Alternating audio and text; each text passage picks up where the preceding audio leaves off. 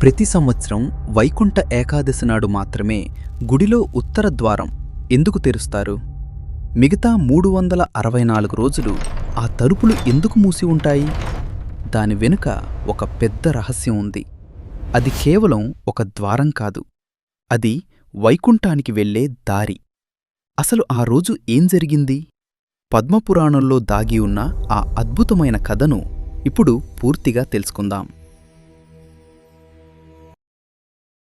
పూర్వం కృతయుగంలో ముర అనే ఒక భయంకరమైన రాక్షసుడు ఉండేవాడు. వాడి శక్తి ముందు ఇంద్రుడు, దేవతలు కూడా నిలబడలేకపోయారు. వాడు స్వర్గాన్ని ఆక్రమించుకుని దేవతలను బానిసలుగా మార్చేశాడు. దిక్కుతోచని దేవతలందరూ వైకుంఠానికి వెళ్ళి కాపాడవా నారాయణ అని వేడుకున్నారు. అప్పుడు విష్ణువు తన సుదర్శన చక్రం పట్టి యుద్ధానికి దిగాడు. ఆ యుద్ధం ఒకరోజు కాదు, 2 రోజులు కాదు, ఏకంగా 1000 సంవత్సరాలు జరిగింది. మురాసురుడి మాయాజాలం వల్ల విష్ణు కూడా అలసిపోయాడు.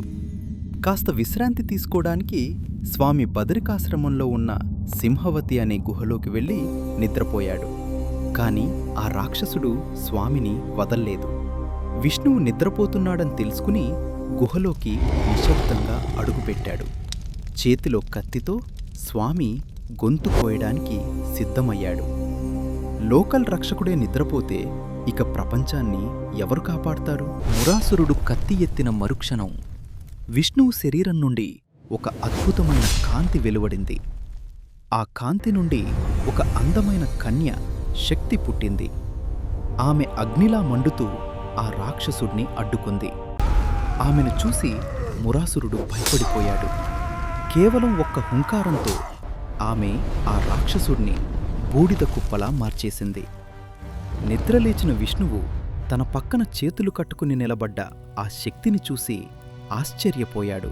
విష్ణువు సంతోషించి, నువ్వు నా ఏకాదశ ఇంద్రియాల నుండి పుట్టావు, కాబట్టి నీ పేరు ఏకాదశి. నీవు నన్ను కాపాడిన ఈ పవిత్రమైన రోజున ఎవరైతే ఉపవాసం ఉంటారో వారికి వైకుంఠ ద్వారాలు తెరుచుకుంటాయి అని వరమిచ్చాడు. కాని జాగ్రత్త, చనిపోయే ముందు ఆ రాక్షసుడు నేను ఎక్కడ దాక్కోవాలి అని అడిగితే బియ్యం గింజలలో దాక్కో అని శాపముంది. అందుకే ఏకాదశి రోజు అన్నం తింటే ఆ రాక్షసుడిని తిన్నట్టే. అందుకే ఈరోజు ఉపవాసం ఉండి ఆ వైకుంఠవాసుడిని స్మరించుకుందాం. ఓం నమో నారాయణాయ.